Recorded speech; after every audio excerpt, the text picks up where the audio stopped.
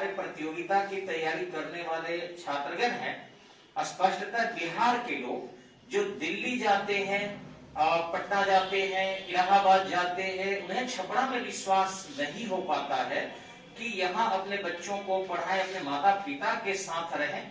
इन सब चीजों पर हम लोग चर्चा करेंगे और उसमें पैसे की कहां तक भूमिका है जिससे सफलता आपको बाधा पर आती है और यह सफलता मिल जाती है। हर पहलू की आज बजाते ये आपके सामने जो है चर्चा करेंगे।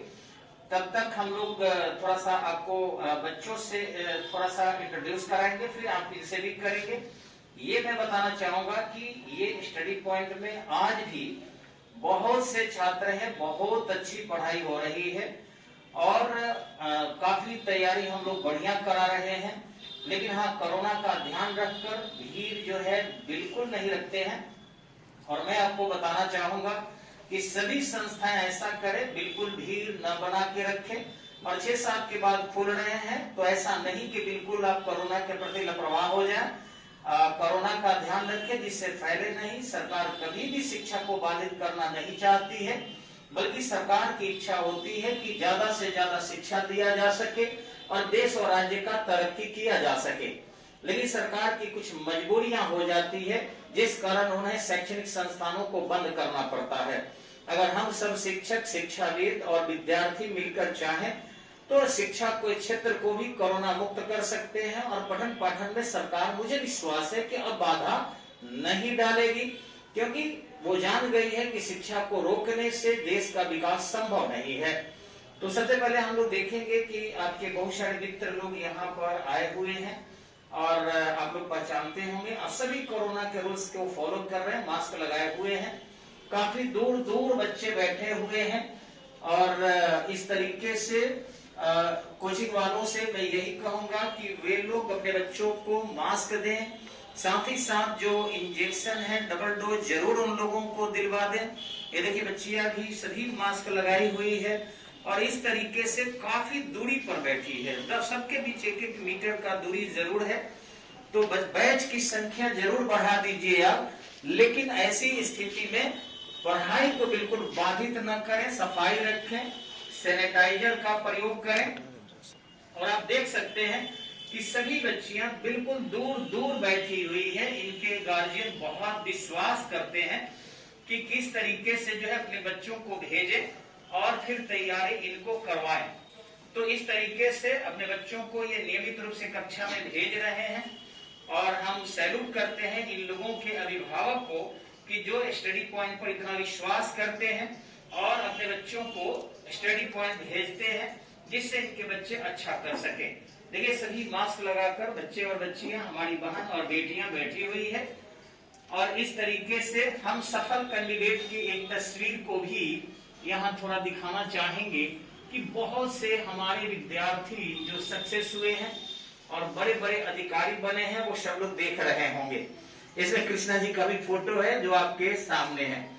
तो चलिए अब कुछ हमारी बहनें बेटियां इनसे कुछ सवाल को पूछना चाहती है कि पहले हम इनसे जानते हैं कि आप हमारे ये सभी भाइयों को, दोस्तों को, बच्चों को और बहनों को क्या सीख देना चाहते हैं तैयारी के प्रति।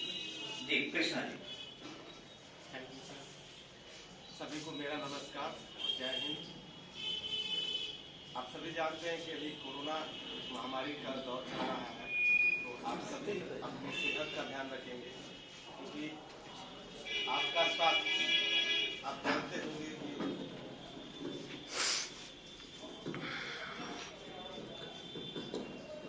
एक कहावत है कि धन गया तो कुछ नहीं गया, लेकिन अगर स्वास्थ्य चला गया तो सब कुछ चला गया। तो हमेशा स्वस्थ मन में ही, आप जानते हैं कि स्वस्थ शरीर में ही स्वस्थ मन बसता है। तो इसलिए अपने सेहत का पहले ध्यान रखेंगे और उसके बाद आप जान रहे हैं कि शिक्षा का महत्व हर दिन बढ़ रहा है। आप इस संस्था से जुड़े हैं तो बहुत अच्छी बात है, क्योंकि छपरा में आपको अगर कंपटीशन की तैयारी करनी है तो स्टडी पॉइंट उसमें सर्वोपरि है। मैं आपको बताना चाहूंगा कि छपरा में मेरा जन्म नई बाजार छपरा में हुआ है और मैं यहीं पे 20 सेमिनरी से मैट्रिक किया हूँ और उसके बाद राजेंद्र कॉलेज छपरा से इंटरमीडिएट और उसी के बाद जेपी यूनिवर्सिटी से ग्रेजुएशन स्नातक मैंने किया है। उसके बाद लगभग 2010 में मैं इस संस्था से जुड़ा था और उस समय मुझे जीके जीएस का एबीसीडी भी नहीं पता था कि क्या होता है और उसी दौरान तैयारी करने में सर से मिला और मुझे काफी अच्छा लगा पढ़ाई यहाँ का और मैंने पहली बार 2011 में बीपीएससी की पीटी परीक्षा दी और मैं उसमें सफल हुआ। उसके बाद इंटरव्यू तक गया लेकिन सिलेक्शन फिर लास्ट नहीं हो पाया। 2013 में भी फिर 2015 में दूसरी बार बीपीएससी की पीटी हुई, वहां भी मेरा पीटी हुआ, मेन हुआ, इंटरव्यू गया लेकिन फाइनली सिलेक्शन नहीं हुआ। तो मैं हमेशा सबसे एक चीज मिलता था हमको कि परीक्षाएं आप कई बार लेंगे, सफलताएं मिलते रहेंगे आपको, एक में सफल होंगे, दूसरे में कुछ कमी रह जाए तो उससे घबराना नहीं है। उस समय भी सर का साथ हमको मिलते रहा था हमें। तो एक गार्जियन जिसको कहते हैं, एक अभिभावक की तरह सर हमेशा, गुरु तो है ही लेकिन एक अभिभावक की तरह भी सर का व्यवहार रहता है। जब आपको लगे कि आपके साथ कोई नहीं है उस समय भी सर खड़े रहते हैं, तो उस चीज को कभी भुलाया नहीं जा सकता है। क्योंकि आप अभी तक पहली कक्षा से लेकर 10वीं मैट्रिक, सभी लोग मैट्रिक पास है, इंटर भी पास होंगे बहुत सारे लोग, इंटर से नीचे भी कोई है क्या यहाँ पे? तो इतना बीच में कई गुरु आपको मिले होंगे लेकिन उनमें सर का जो है एक अलग महत्व आपको खुद पता चल जाएगा। जैसे जैसे आप 2 महीने 4 महीने से, इसमें कितने 6 महीने से कम से कितने लोग जुड़े हुए हैं, 6 महीने से भी कम समय से। तो बाकी जितने भी गुरु लोग आपको मिले होंगे, सर में आपको बहुत सारा अंतर दिखता होगा। सभी गुरु का सम्मान करना चाहिए, जिससे भी जुड़े उसका सम्मान रखें। अब हम आते हैं सीधे पढ़ाई पर कि हमको क्या करना है। ठीक है, सबसे पहले है कि आपको रेगुलर क्लास करना होगा। ठीक है, हो सकता है कोरोना में कभी कभी कोचिंग बंद होते हैं, तो जो पुराना पढ़ाया गया है उसको आप रिवीजन करेंगे और कुछ सब नोट्स भी देते हैं, उस नोट्स को पढ़ेंगे। कुछ स्टैंडर्ड बुक भी होते हैं, उस बुक का अध्ययन करेंगे। तो आपको कंटिन्यू, क्योंकि पढ़ाई में जहां भी बाधा होगी तो आपका जो तैयारी पहले थी वो फिर कम हो जाएगी। देखते हैं जब लकड़हारा होता है तो लकड़ी जंगल काटने जाता है तो क्या करता है, कुल्हाड़ी से लकड़ी काटेगा और फिर कुछ देर बाद उसको धार लगाएगा, फिर कुल्हाड़ी को, तब फिर काटेगा। तो वही चीज है आपका रिवीजन हमेशा होते रहना चाहिए और पढ़ाई कंटिन्यू। आपको बता दें कि बहुत सारे लोग कहते हैं कि भ्रांति है कि सरस्वती पूजा के दिन किताब, पूजा, कलम का हम लोग पूजा करते हैं, उस दिन पढ़ना नहीं चाहिए। बहुत लोग कहते हैं, आप लोगों को भी कहा गया होगा कि आज के दिन आराम करने दो सरस्वती माता को, लेकिन उस दिन भी पढ़ना चाहिए, कोई दिक्कत नहीं। सरस्वती माता कभी कही है कि नहीं पढ़ना है। जैसे हम लोग सांस लेते हैं, सांस कभी छोड़ा जाता है, वैसे ही समझिए कि पढ़ाई को अपने रंग में बसा लीजिए, सांस की तरह। जब तक रहेंगे तब तक पढ़ते रहेंगे। और हमेशा याद रखिएगा, आज भी जैसे हम लोग अभी ट्रेनिंग कर रहे हैं तो हम लोग को पढ़ाया ही जा रहा है, फिजिकल ट्रेनिंग हो रहा है, साथ साथ पढ़ाया भी जा रहा है, तो पढ़ाई कभी खत्म नहीं होता। बाद में भी जब आप जॉब में चले जाएगा तो जॉब में बहुत सारे रूल रेगुलेशन आते रहते हैं नए, वो आपको पढ़ना होगा। अगर नहीं पढ़ेंगे तो आपका डिसीजन गलत होगा, आप पर प्रोसीडिंग चलेगी, कार्रवाई होगी। तो इसलिए पढ़ाई हमेशा कंटिन्यू रखना चाहिए। जिसके पास नॉलेज है उसके पास पावर है, नॉलेज नहीं है तो पावर नहीं है। तो पहला आपको कंटिन्यू हर दिन, कोई हो, दशहरा हो। आपको ये भी बता दें कि लगभग 2010 से हमने मतलब तैयारी किया था और 2020 में फाइनल हुआ था, 19 के अक्टूबर में फाइनल रिजल्ट आ गया था। उससे पहले मेरा टीचर में सिलेक्शन हुआ था 2014 में और उसके बाद फिर बीपीएससी असिस्टेंट में भी 2015 से हम काम कर रहे थे। 2019 में सीओ के रूप में चयनित हुए थे। तो वहां से 14 से बहुत सारे हमारे मित्र थे जो पढ़ाई किए थे और जिस जॉब में लग गया उसके बाद वो छोड़ दिए, फिर कंटिन्यू नहीं कर। तो आपको हमेशा एक टारगेट रखना है, अपर सबसे हाईएस्ट आपका टारगेट रखना है उसके अनुसार जैसे छोटा हो गया ठीक है, लेकिन उसको अपना पड़ाव रखना है। जैसे सीढ़ी हम चढ़ते हैं ना, तो एक एक सीढ़ी चढ़ के हमको जाना है छत पर, ठीक है, लेकिन सीढ़ी आएगा तो सीढ़ी को क्या हम डायरेक्ट छत पर चढ़ सकते हैं? नहीं चढ़ सकते। कुछ लोग चढ़ जाते हैं जंप लेकर अलग अलग तरीके से, लेकिन सबको नहीं, उसको सीढ़ी की जरूरत होती है। चौताल जिसको बोलते हैं उसकी जरूरत होती है। तो कुछ सीढ़ियां हैं जिसको आपको चढ़ना होगा। तो छोटी नौकरी भी होगी तो उसको करेंगे, ये नहीं कि हम सीधे IAS का ही भरेंगे बाकी नीचे का नहीं भरेंगे, ये भी भ्रम में नहीं रहना, ठीक है। तो जो भी है पहले अपनी बेरोजगारी से रोजगार में आना है, तो हर फॉर्म को लगभग भरेंगे, जिसके लिए आप एलिजिबल हैं वो फॉर्म आप भरेंगे और उसकी परीक्षा देंगे, ठीक है। तो पहला हो गया कंटिन्यू, आपको पढ़ना है। दूसरा, किसी भी कोई भी जॉब छोटा या बड़ा नहीं होता, उसको कर लेना है, लेकिन मंजिल क्या रखना है? हमेशा टॉप लेवल का, और उसके लिए प्रयास करते रहना। तीसरा है आपको कि जैसे ऑनलाइन पढ़ाई होता है और संस्थागत पढ़ाई होता है। ऑनलाइन आज से 2 साल या 3 साल पहले उतना नहीं था फेमस, लेकिन कोरोना के काल में आपकी मजबूरी भी थी, आपको पढ़ना पड़ा, क्योंकि सारी संस्थाएं बंद थी और कोई विकल्प नहीं था। देखिए, हमेशा याद रखिएगा कि जो टेक्स्ट बुक होता है, टेक्स्ट बुक और वीडियो या ऑडियो जो सुनते हैं, टेक्स्ट बुक की तुलना में वो कभी नहीं हो सकता, क्योंकि अगर वो होता तो आज स्कूल और कॉलेज नहीं होते, यूनिवर्सिटी नहीं होते, ऑनलाइन ही पोर्टल होता, उसी से आप पढ़ाई करते। वो एक विकल्प है हमारे, जैसे बहुत सारे विकल्प होते, उसमें से एक विकल्प है, लेकिन कभी भी वो आपका टेक्स्ट बुक का रूप नहीं ले सकता है, क्लास का रूप नहीं ले सकता है। जब हमारे पास समस्या होगी तो उसका एक विकल्प के रूप में हम उसको इस्तेमाल करें, ठीक है। कोई विकल्प खराब नहीं होता, पढ़ाई कभी खराब होता है, चाहे जिस माध्यम से आए। हो सकता है कि आपको रास्ते में चल रहे हैं, वहीं कोई मिल गया, वही 2-4 बात बता दिए तो आपके काम आ गए। पढ़ाई यही है, शिक्षा वही है। तो ये काम करना है आपको कि ऑनलाइन जरूरत के हिसाब से, क्योंकि ऑनलाइन में क्या है कि थोड़ा भटकाव ज्यादा होता है, इतना ज्यादा खुलता है पोर्टल, इतने लोग वहां पढ़ाने वाले आते हैं, तो आपको समझ में नहीं आता है कि क्या पढ़े। इतना ना लिंक एक डालिएगा अगर, जैसे हम लोग भी कभी कभी CRPC IBC पढ़ते हैं ऑनलाइन से, तो बहुत सारे लोग खुल जाते हैं, उसका बहुत सारा लिंक खुल जाता है, लेकिन कौन अच्छा है कौन बुरा है, जब तक आप पूरा नहीं सुनिएगा तो आपको नहीं पता चलेगा। दूसरा कि वहां आप प्रश्न नहीं कर सकते हैं, प्रश्न कर सकते हैं डायरेक्ट, ये कैसे हो, या उसी में मान लीजिए 10 लड़का है, 10 लड़का को 9 लड़का को समझ में आया, एक को नहीं समझ में आया, उसको तो फिर दोबारा पढ़ाई होगा नहीं, समझ में नहीं है। तो वो चीजें विकल्प के रूप में आप इस्तेमाल करेंगे। तीसरी बात है कि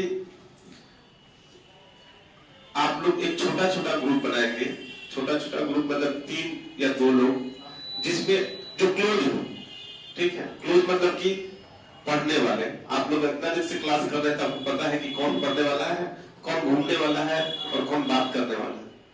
तो उस ग्रुप में क्या होगा कि जैसे क्लास में आए आप 7 बजे, क्लास हो सकता है 8 बजे से क्लास चले, 9 बजे से क्लास चले, थोड़ा लेट हो जाता है, उस बीच में आप जो पहले से पढ़ाई हुआ है उसका आप लोग रिवीजन करेंगे, पूछताछ एक दूसरे से करेंगे। इससे क्या होगा, कंठस्थ आपको होगा, बहुत सारे फैक्ट्स सवाल में पूछे जाते हैं, वो याद रहेगा। दूसरा कभी कभी होगा कि कॉन्सेप्ट भी पूछा जाता है, कॉन्सेप्ट जैसे एक आदमी पढ़ेगा 2 आदमी सुनेगा। एक साइकोलॉजी है कि अपने से जो पढ़ते हैं वो कम याद रहता है, अगर दूसरा कोई बोलेगा तो वो आपको ज्यादा याद रहता है। तो जो लिखाया हुआ है उसको अगर दूसरा कोई पढ़े, 2 आदमी सुने तो आपको प्रभाव पड़ेगा। तो ये आप कर सकते हैं। तीसरा कि आप जो भी परीक्षा देने जाएंगे उससे पहले उसका प्रीवियस ईयर का क्वेश्चन बैंक आप निकालेंगे, उसका सिलेबस निकालेंगे। जैसे बहुत लोग हैं, हमने भी देखा है, सेंटर पर जाएंगे तो उनको पता नहीं कि इसमें निगेटिव है कि नहीं है, निगेटिव मार्किंग होता है ना, वो पता नहीं है। तो वो क्या करेंगे, 150 का क्वेश्चन, मान लीजिए हमको 100 आ रहा है, 100 रख के वो चले आएंगे। अब अगर पता होता कि निगेटिव नहीं तो हम 150 का 150 रखेंगे, पहले से पता रहेगा तो नहीं, तो वहां डिस्टर्ब होता है, पूछना पड़ता है कि सब निगेटिव है कि नहीं है। तो ये चीज पहले से पता होना चाहिए। और ये सब कुछ दिया रहता है, जब उसका एडवर्टाइजमेंट निकलता है, कोई भी फॉर्म भरते हैं तो उसका एक एडवर्टाइजमेंट निकलता है, उसमें टोटल डिटेल रहता है एक एक चीज कि क्या सिलेबस रहेगा, कितने प्रश्न रहेंगे, क्या वो नकारात्मक मतलब निगेटिव मार्किंग का है कि नहीं है, कितने नंबर का है, कितना पर क्वालिफाइंग है। जैसे कभी कभी होता है जीएस के साथ साथ हिंदी रहता है, तो कहीं कहीं क्या है कि हिंदी का भी, जैसे यूपी में है हिंदी का मार्क्स और जीएस का मार्क्स भी जुड़ता है, और कहीं कहीं है कि हिंदी का मार्क्स नहीं जुड़ता है, वो केवल क्वालिफाई करना। तो ये आपको पता नहीं है, तो आप हिंदी पर पता चलेगा कि कहीं मेहनत नहीं की है और उधर मार्क्स दोनों जुड़ेगा, जीएस और हिंदी जो मेरिट बने, तो आप तो फेल हो जाएंगे, क्योंकि हिंदी पर आपने ध्यान नहीं दिया, आपने केवल जीएस के हिसाब से कर लिया, यहाँ के हिसाब से कर। तो ये आप सिलेबस उसका एडवर्टाइजमेंट पूरे अच्छे से पढ़ेंगे, ध्यान देंगे, और उसको हो सके तो जैसे जो मान लीजिए बिहार पुलिस का भर रहा है तो एक डायरी अपना रखेंगे, उसमें बिहार पुलिस लिख लेंगे, और उसका एडवर्टाइजमेंट का जो अंतिम तिथि क्या है, फॉर्म भरने का, परीक्षा की तिथि क्या, किसी को पता ही नहीं चलता कभी परीक्षा की तिथि कब है। कुछ लोग छूट जाते हैं, भूल जाते हैं, नहीं संपर्क में रहने से। जो संपर्क में है उनको तो पता रहता है कहाँ है। तो ये काम करेंगे हर एडवर्टाइजमेंट को, और उसका सिलेबस क्या है, नेगेटिव मार्किंग है कि नहीं है, ये सब आप लोग नोट कर लेंगे। दूसरा कि प्रीवियस ईयर का क्वेश्चन आप निकालेंगे, ज्यादातर नेट से मिल जाना चाहिए, नेट का यहाँ आप इस्तेमाल कर सकते हैं, बुक भी मिलता है, लेकिन कुछ एग्जाम का जैसे यूपी का आप भरेगा लोअर सबऑर्डिनेट या रिव्यू ऑफिसर, तो उसका क्वेश्चन यहाँ कम उम्मीद है कि मिल पाए, लेकिन नेट से आपको मिल जाएगा। तो वो आप क्वेश्चन डाउनलोड करेंगे, उससे क्या होगा कि आपको ये पता चलेगा कि किस एरिया से पूछा जाता है, कहां से ज्यादा प्रश्न आते हैं, किस टाइप का, किस स्टैंडर्ड का प्रश्न आता है, ये आपको पता चल जाए। ठीक है, तो एडवर्टाइजमेंट देखना है, आपको सिलेबस देखना है, उसके बाद आपको प्रीवियस ईयर का क्वेश्चन देखना है, ये आपको करना है। ठीक है, आप में से कोई प्रश्न रखता है, कोई सवाल सर से जानना चाहता है? जी कोई प्रश्न है?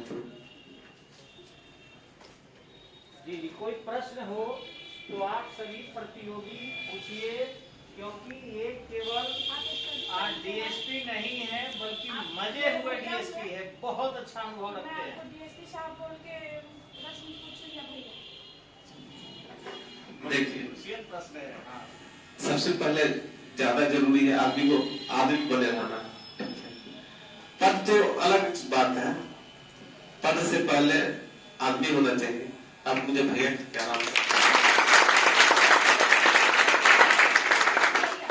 मेरी तो हाइट नहीं है, फिर भी मैं बीपीएससी का फॉर्म डाली हूँ, तो बीपीएससी के लिए किस पद की मैं तैयारी कर सकती हूँ? देखिए अब आ गया ना प्रश्न, अगर आपने एडवर्टाइजमेंट पढ़ा होता, फॉर्म भर दिया है, एडवर्टाइजमेंट में ये सब कुछ दिया हुआ है कि किस पद के लिए फिजिकल एलिजिबिलिटी आवश्यक है, यानी उसमें हाइट आप लोग के लिए हाइट ही रहता है, हम लोग के लिए चेस्ट भी रहता है, आप लोग के लिए हाइट उसमें निर्धारित है और वजन आप लोग के निर्धारित। तो पद तो फिजिकल में जैसे आपको एक डीएसपी हो गया, एक डिस्ट्रिक्ट कमांडेंट होगा, उसमें होगा, मतलब फिजिकल वाले जो भी है वो उसका उम्र भी कम होगा, 20 साल होगा, 20 या 21 वर्ष होगा। तो आपके लिए अगर हाइट कम है तो आप डिप्टी कलेक्टर, उसमें पद है डिप्टी कलेक्टर का, डिप्टी कलेक्टर, सब रजिस्ट्रार, एक होता है वाणिज्य कर पदाधिकारी, अब उसका नाम हो गया है जीएसटी करके आया है, वाणिज्य कर आयुक्त, सहायक कर आयुक्त, स्टेट टैक्स मतलब राज्य कर, वो है। उसके बाद आपको सीओ बीडीओ ये सब आप बन सकते हैं, उसमें बहुत सारे ऑप्शन होंगे। कितने पद के लिए निकला है विज्ञापन? अच्छा डालना है, अच्छा ठीक है, तो उसमें विज्ञापन पढ़िएगा अच्छे से, ठीक है, और वो लास्ट में इंटरव्यू के समय उसको भरना होता है, स्टार्टिंग में नहीं भरना होता है, ठीक है ना। पद का जो क्रम होता है वो लास्ट में भरा जाता है इंटरव्यू के क्रम में। तो उस समय आप उसमें एडवर्टाइजमेंट जैसे ही पड़ेगा तो उसमें लिखा होगा एक उम्र 22 साल चाहिए, ध्यान रखिएगा, जो भी एडमिनिस्ट्रेटिव पद होगा उसमें उम्र 22 साल चाहिए। विज्ञापन की तिथि को जब विज्ञापन निकलेगा उसमें डेट कट ऑफ डेट रहता है। किसी का और कोई प्रश्न है?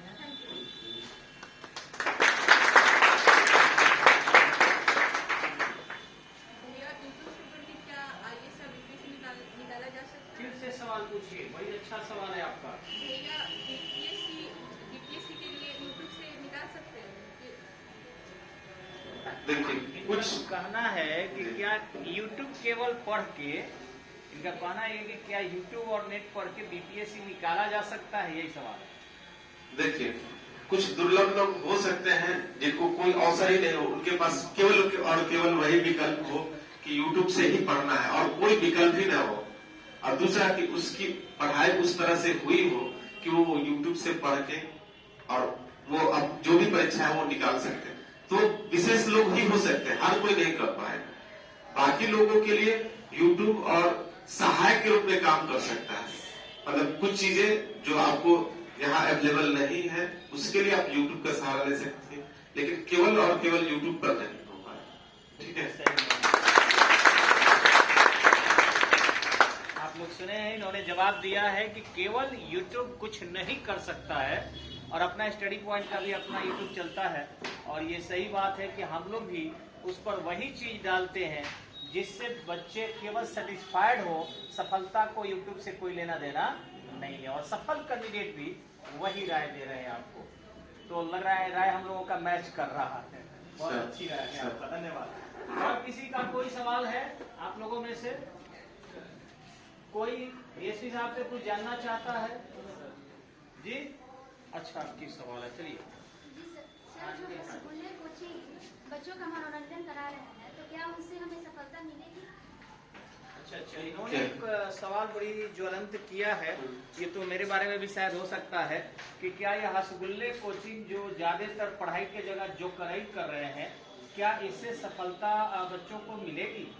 देखिए ये चीज तो आपको जब भी आप किसी कोचिंग को ज्वाइन कर रहे हैं तो वो ज्वाइन करने से पहले उसका आप रिव्यू लेते होंगे, बहुत लोगों से बात करते होंगे कि ये कोचिंग में पढ़ाई होता है कि केवल ऐसे ही टाइम पास होता है। तो ये आपको ज्वाइन करने से पहले भी पता करना चाहिए, और ज्वाइन करने के बाद आपको अगर लगे कि नहीं इससे हमको फायदा नहीं है, घाटा है, तुरंत उसको छोड़ देना चाहिए मेरे हिसाब से। इसलिए कि पैसा चला जाए कोई बात नहीं, लेकिन जो समय आपका कीमती समय अगर वो चला गया तो वो फिर लौट कर नहीं आएगा।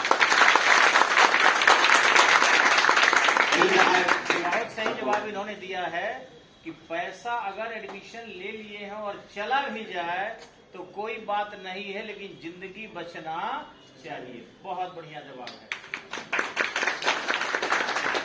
आप में से कोई और है जो सर से जानना चाहे? कोई भी आदमी? अच्छा, आप लोग हैं।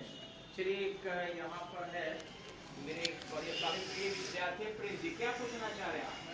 सर, दो प्रकार के बैच रखते हैं, इसमें एक जनरल बैच है और एक स्पेशल बैच है। स्पेशल बैच थोड़ा महंगा है, तो बच्चों को लूटना नहीं है, आप क्या करते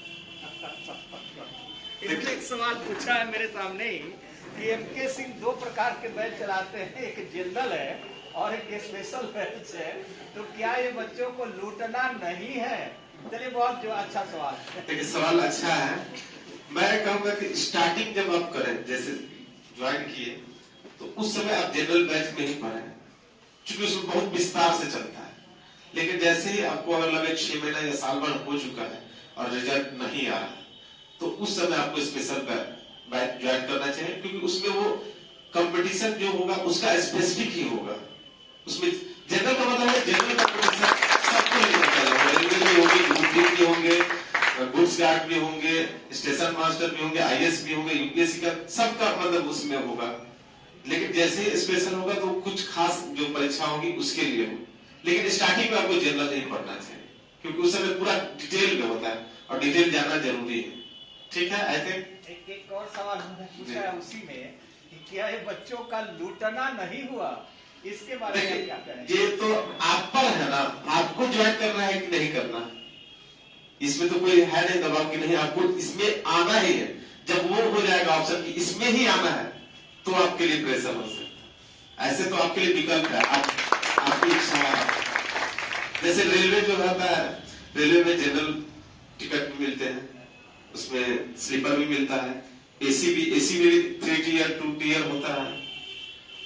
सभी ट्रेन कहाँ जाएंगी? मंजिल पर जाएंगी। लेकिन आप उसमें आपको जिस तरह का आपके पास सुविधा है, जो आपके पास संसाधन है, उस हिसाब से आप चुनते हैं।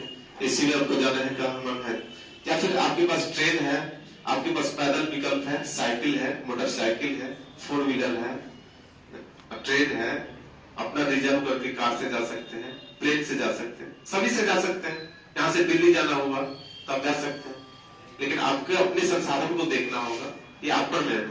ठीक,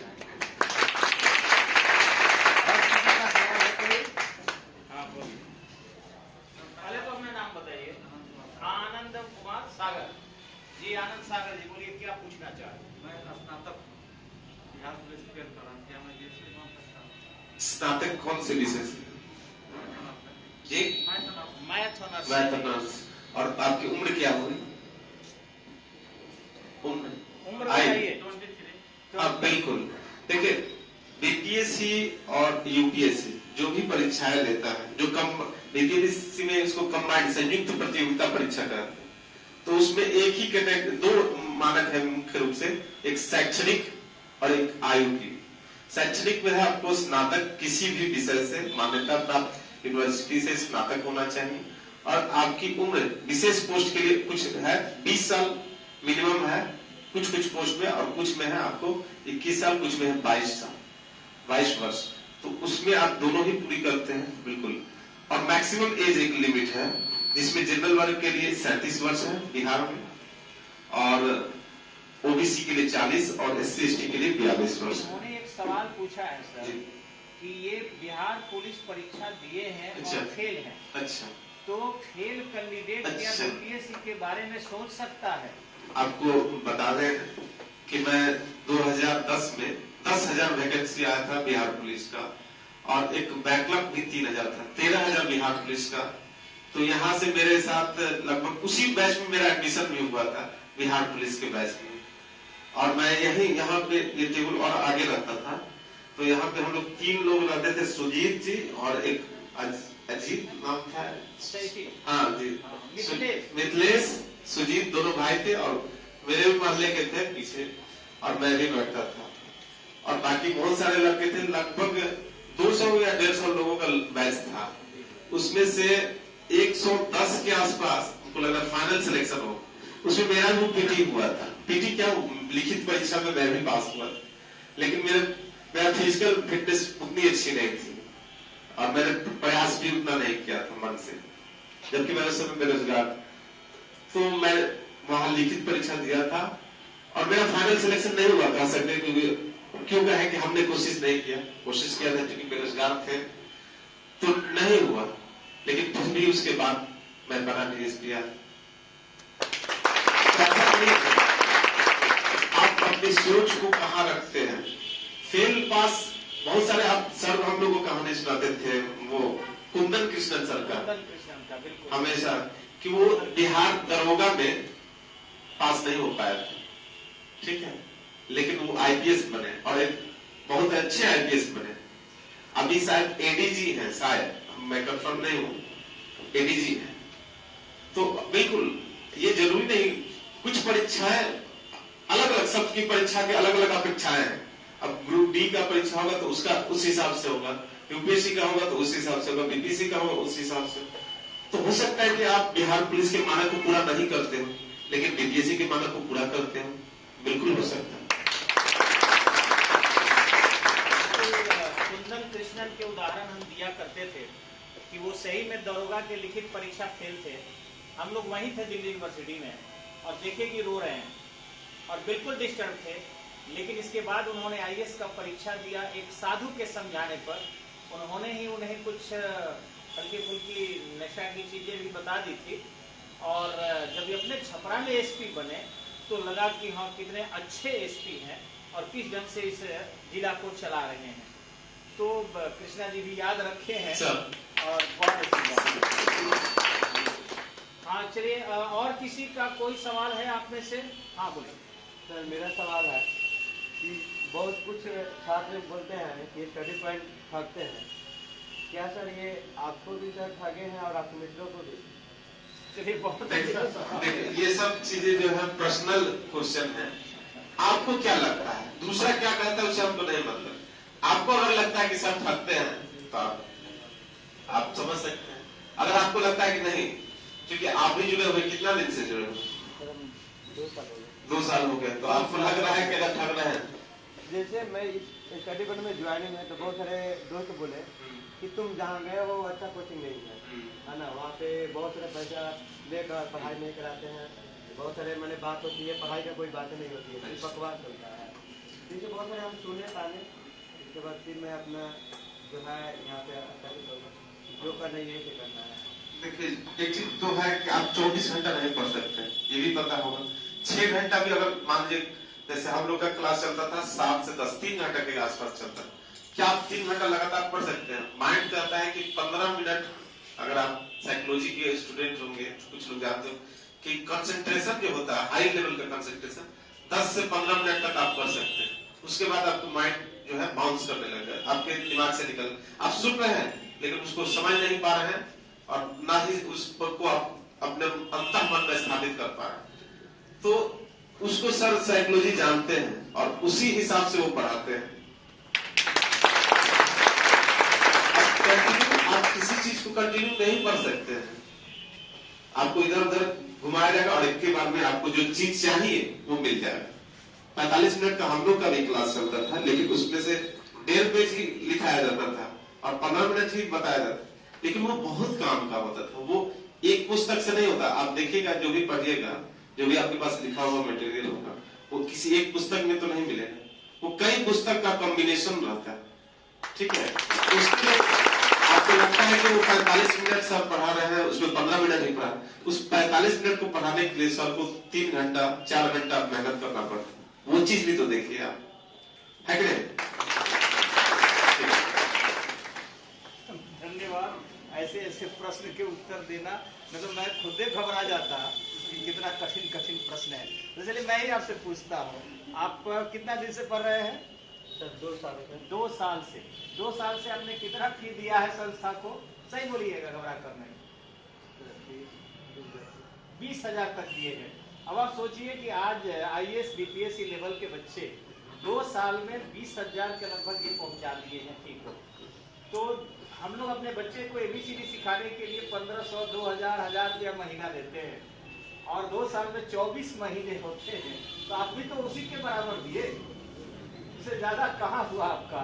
और दिए भी तो शैक्षणिक केंद्र को आपने दिया है, कोई बुरे संस्था को नहीं दिया है, और नहीं हो तो और भी दीजिए। इधर कोरोना में हम लोग बहुत बुरे टूटे हुए हैं और इसलिए आपके और लेने के लिए हम तैयार हैं, लेकिन जो मिलेगा ये भी मैं गारंटी देता हूँ। संगीत भी यहाँ पे जुड़े हैं, लेकिन यहाँ से मेरे बड़े भाई राकेश कुमार जी रेंजर ऑफिसर के तौर पे आदत गिर होते थे। अच्छा, सर का ये चले हैं, सब बधाई हो, बधाई हो।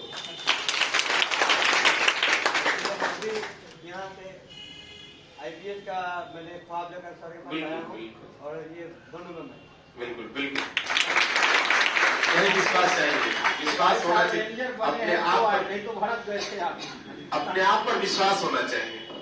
कभी भी जैसे हमको भी कभी कभी लगता था कि नहीं हो पाएगा क्या, जैसे 2010 से हुआ, लेकिन ये चीज था मेरे साथ कि पीटी हमेशा हो जाता था। पीटी का परीक्षा में मैं बहुत कम असफल रहा हूँ।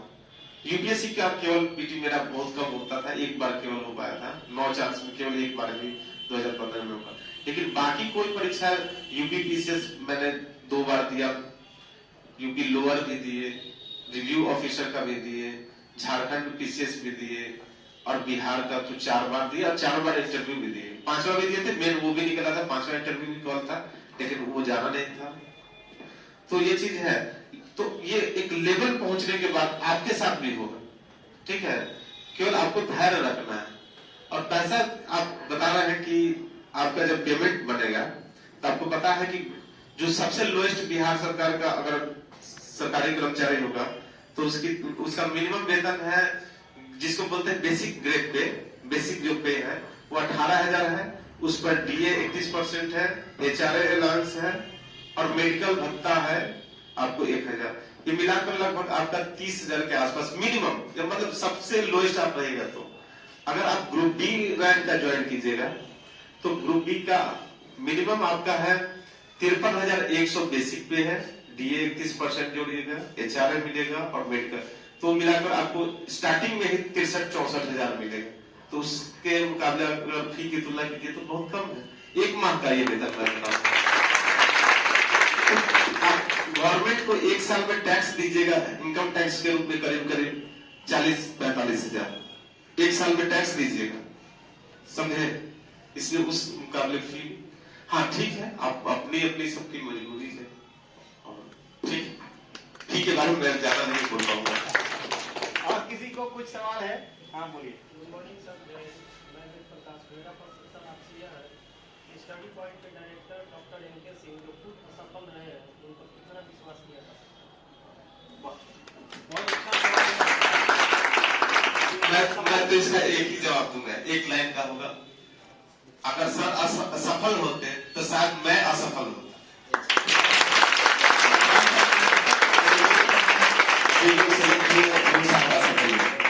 बस इसका यही जवाब। और किसी का कोई सवाल? हाँ बोलिए। हाँ, आप पहले अपना नाम बताइए। प्रकाश कुमार। अच्छा, प्रकाश कुमार जदुवंशी। अच्छा, जदुवंशी जी बोलिए। हमारे गुरु जी बहुत अच्छे माने जाते हैं, इनके नॉलेज के प्रति पूरे बिहार में बोले जाते हैं, लेकिन गौ बहुत ज्यादा मानते हैं। इसका अभी तक हमने बताया था कि 45 मिनट में 15 मिनट भी पढ़ाई होता है तो वो काम का है, और उसके पीछे का समय जो लगा वो आप ही के लिए लगा। आप ही जैसे होता नहीं है कि कोई इंडस्ट्री बैठता है, ठीक है, तो इंडस्ट्री बैठता है तो उत्पादन उससे 1 किलो हो रहा है, 2 किलो हो रहा है, 10 मान लीजिए टन में देखिए तो 1 टन हो रहा है, लेकिन उसके पीछे कितना, जैसे गन्ना अगर आप पेराई जहां मशीन होती है तो वहां कितना ऊख लगता है, एक 4-4.5 क्विंटल से अधिक, ठीक है, उसका बहुत कम रेशियो में रस निकलता है, 7 या 8% यहाँ गन्ना और भी कम रस निकलता है, तो बहुत ज्यादा मतलब खर्च करना पड़ता है।